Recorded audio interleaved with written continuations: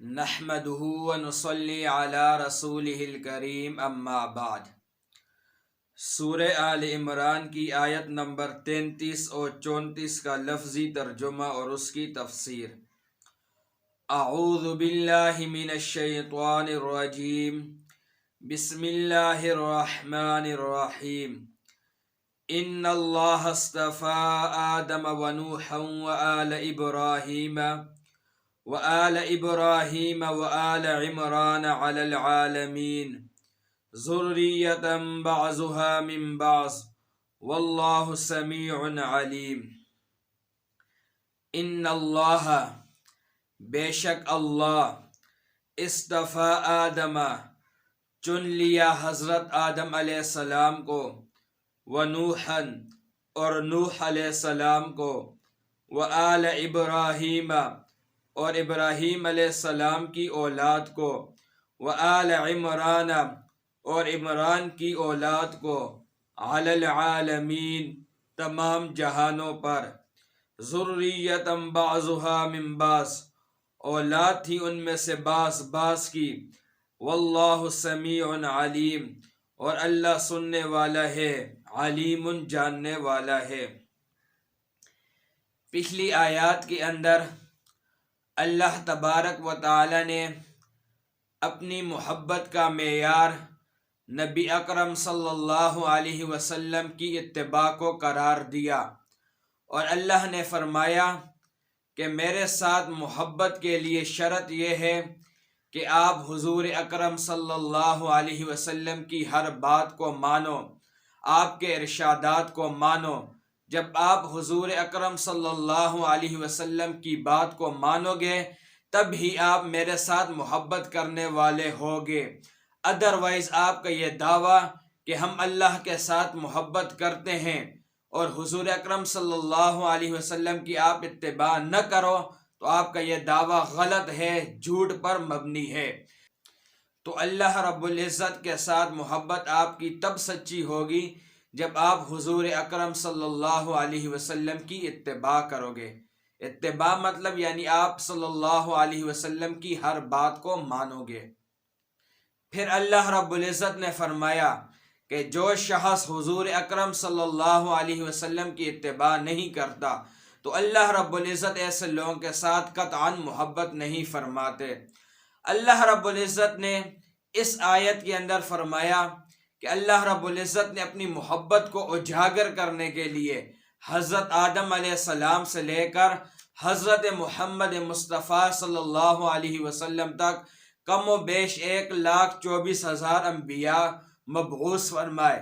ہر نبی نے آ کر یہ بتلایا کہ آپ میری پیروی کرو، میری اتباع کرو تو اللہ رب العزت آپ کے ساتھ محبت کریں گے۔ یہی بات حضرت آدم علیہ السلام نے اپنی امت سے کہی کہ آپ میری شریعت کو مانو، میری اتباع کرو تو اللہ آپ کے ساتھ محبت کرے گا۔ یہی بات نوح علیہ السلام نے فرمائی کہ آپ میری اتباع کرو، میری شریعت کو مانو تو اللہ رب العزت آپ کے ساتھ محبت کرے گا۔ تو جو بھی نبی آتا رہا ہر نبی نے اپنے وقت کے اندر اپنی امت کو یہی بتلایا کہ آپ میری بات کو مانو، اللہ آپ کے ساتھ محبت فرمائے گا۔ تو اللہ فرماتے ہیں ان اللہ اصطفیٰ، بے شک اللہ نے چن لیا آدم علیہ السلام کو۔ دنیا کے اندر اور بھی کئی مخلوقات تھیں لیکن اللہ رب العزت نے آدم علیہ السلام کو چن لیا، آپ کو نبی بنایا۔ حضور اکرم صلی اللہ علیہ وسلم کی حدیث ہے، فرماتے ہیں کہ پہلا نبی آدم علیہ السلام تھے اور آخری نبی میں ہوں۔ تو اللہ رب العزت نے آدم علیہ السلام کو پہلا نبی بنایا، وہ پہلے انسان تھے، پہلے نبی تھے اور خلافت ان کے سپرد فرمائی۔ آدم علیہ السلام کے بعد اگلے نبی نوح علیہ السلام آئے۔ نوح علیہ السلام جو تھے وہ صاحب شریعت رسول تھے، اللہ رب العزت نے ان کو شریعت عطا فرمائی تھی۔ نوح علیہ السلام ایسے رسول تھے جن کے اوپر اللہ رب العزت نے خاص کرم فرمایا۔ آپ نے 950 سال جو ہے اللہ کی تبلیغ فرمائی، اللہ کے دین کو بلند فرمایا، اس کا پرچار فرمایا۔ نوح علیہ السلام نے اپنی قوم کو اللہ کی توحید کی طرف بلایا۔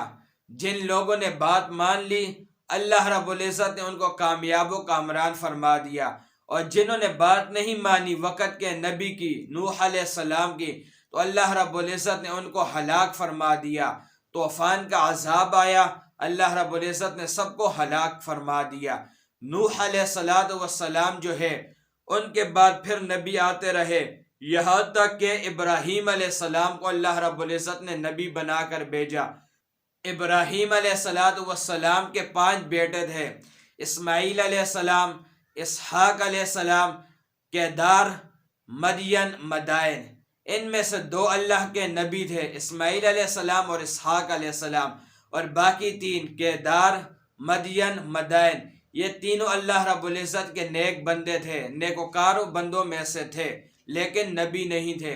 تو اللہ رب العزت نے ابراہیم علیہ السلام کو نبی بنا کر بھیجا۔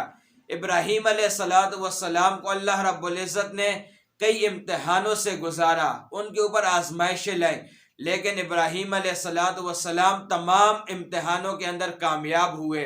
تو اللہ رب العزت نے فرمایا قال انی جاعلک للناس اماما، تو ابراہیم علیہ السلام نے فرمایا ومن ذریتی، اے اللہ میری اولاد کو بھی امام بنا دے، یعنی ان کو بھی منصب نبوت پر فائز فرما۔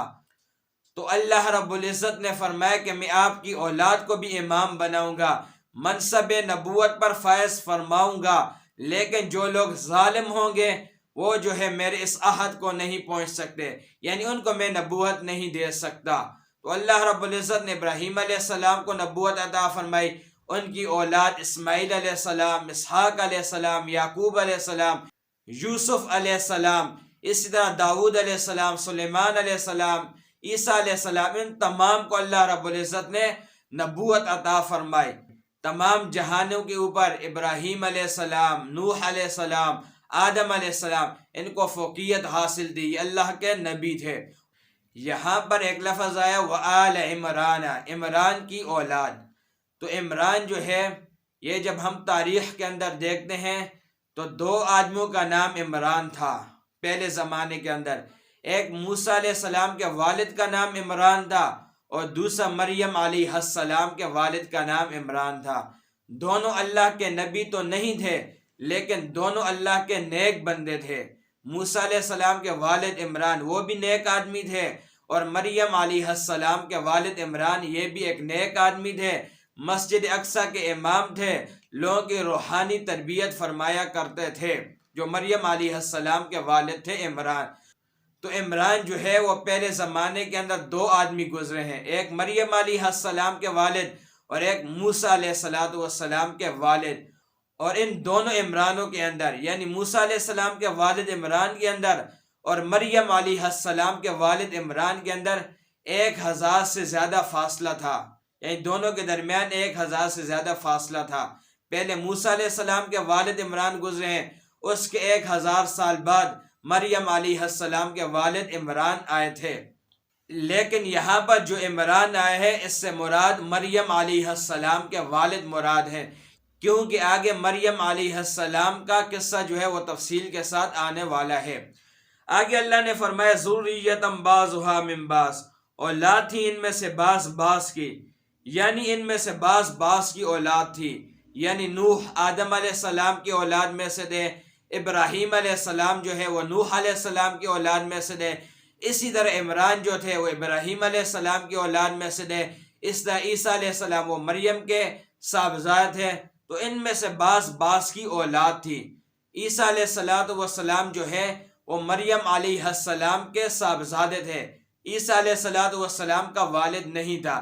اسی وجہ سے قرآن مجید کے اندر بار بار آئے گا یا عیسیٰ ابن مریم، عیسیٰ علیہ السلام جو بیٹے تھے مریم علیہ السلام کے، تو عیسیٰ علیہ السلام کے اپنے والد نہیں تھے۔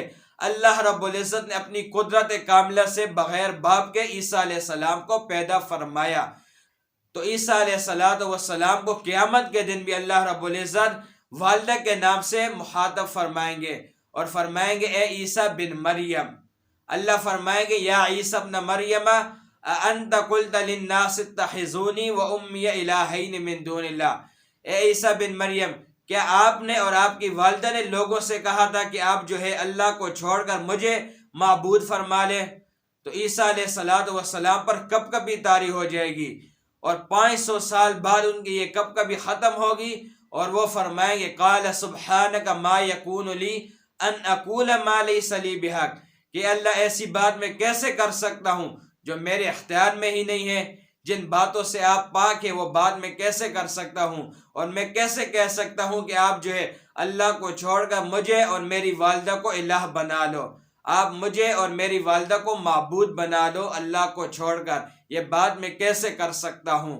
تو اللہ رب العزت قیامت کے دن بھی عیسیٰ علیہ السلام کو ان کی والدہ کے نام سے خطاب فرمائیں گے، عیسیٰ بن مریم، اور باقی لوگوں کو ان کے والد کے نام سے خطاب فرمائیں گے۔ تو عیسیٰ علیہ السلام ایسے انسان تھے جن کے والد نہیں تھے، اللہ رب العزت نے اپنی قدرت کاملہ سے بغیر باپ کے ان کو پیدا فرمایا، اور قرآن مجید کے اندر بھی بار بار اللہ نے عیسیٰ بن مریم کا لفظ ذکر فرمایا ہے قرآن مجید کے اندر۔ تو اللہ فرماتے ہیں ذریۃ بعضھا من بعض، ان میں سے بعض کی اولاد تھی، واللہ سمیع علیم، اور اللہ سننے والا ہے، جاننے والا ہے، کائنات کے اندر جو کچھ بھی ہو رہا ہے اللہ اس کو سن بھی رہا ہے، اللہ اس کو جان بھی رہا ہے۔ وما علینا الا البلاغ۔